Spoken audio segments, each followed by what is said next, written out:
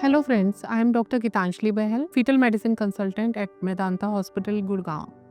तो आज का हमारा टॉपिक है कि risk of chromosomal abnormality and how to detect in pregnancy. तो सबसे पहले तो जो एट रिस्क फीमेल्स हैं, जैसे कि अगर हमारी फैमिली हिस्ट्री हो कोई क्रोमोसोमल या जेनेटिक डिसऑर्डर्स की, अगर कपल के पहले बच्चे में कोई जेनेटिक डिसऑर्डर हो या कपल कैरियर हो कोई भी जेनेटिक डिसऑर्डर्स के लिए, कोई स्क्रीनिंग टेस्ट जो कि फर्स्ट ट्राइमेस्टर या सेकंड ट्राइमेस्टर में किए जाते हैं और वो हाई रिस्क आए क्रोमोसोमल एबनॉर्मेलिटीज़ के लिए, या फिर जब हम अल्ट्रासाउंड करते हैं एंटीनेटल अल्ट्रासाउंड में हमें कुछ ऐसे स्ट्रक्चरल डिफेक्ट मिले जो कि इशारा करते हैं कि कोई क्रोमोसोमल प्रॉब्लम एसोसिएटेड या कोई सिंगल जीन डिसऑर्डर्स हो सकते हैं।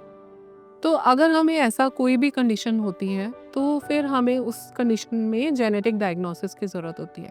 तो जेनेटिक डायग्नोसिस करने के क्या तरीके हैं? तो उसमें हम लोग इन्वेजिव टेस्टिंग करते हैं। इन्वेजिव टेस्टिंग माने chorionic villus sampling and amniocentesis. तो ये कोरियोनिक विलस सैम्पलिंग जो होती है जब हम प्लेसेंटा से बायोप्सी लेते हैं, तो जो इसका टाइम होता है वो है 11 to 14 वीक्स के बीच में। और दूसरा होता है एमनियोसेंटेसिस, जिसमें कि बच्चा एक पानी की थैली में रहता है, उसमें से थोड़ा सा पानी लेते हैं और इसको हम टेस्टिंग के लिए भेजते हैं, तो इसको हम बोलते हैं एमनियोसेंटेसिस। तो ये दोनों मेथड्स जो हैं वो होते हैं कि जिससे कि हम मटेरियल ले सकें, जिसको कि आगे फीटल मटेरियल ले सकें, जिसको कि हम आगे जेनेटिक टेस्टिंग के लिए कर सकें। तो अगर हमें कोरियोनिक विलस सैम्पलिंग करनी होती है तो उसका जो टाइम होता है वो है 11 to 14 वीक्स के बीच। और अगर हम एमनियोसेंटेसिस करते हैं तो वो 16 वीक्स ऑनवर्ड हम लोग जो है एमनियोसेंटेसिस करते हैं। बहुत रेयरली आजकल के दिनों में हम लोग कॉर्डोसेंटेसिस भी कभी कर सकते हैं, जिसमें हम फीटल ब्लड सैम्पलिंग करते हैं और उसको भी जेनेटिक टेस्टिंग के लिए भेज सकते हैं।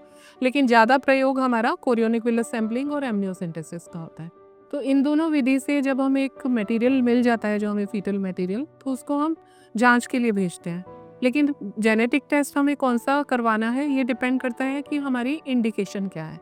क्या हमें क्रोमोसोमल डिसऑर्डर का रिस्क है या फिर हमारे को सिंगल जीन डिसऑर्डर्स का रिस्क है, तो उसके हिसाब से जेनेटिक टेस्ट भी हम डिसाइड करते हैं।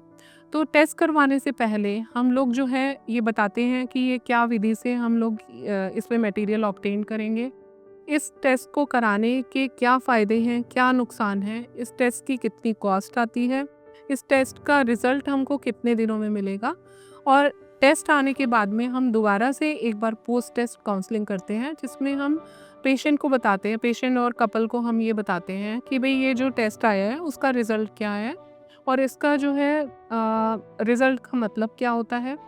अगर ये पॉजिटिव है, जिस चीज़ का हमें डायग्नोसिस जो हम सोच रहे थे या रिस्क सोच रहे थे वो वास्तव में बच्चे को है या नहीं है।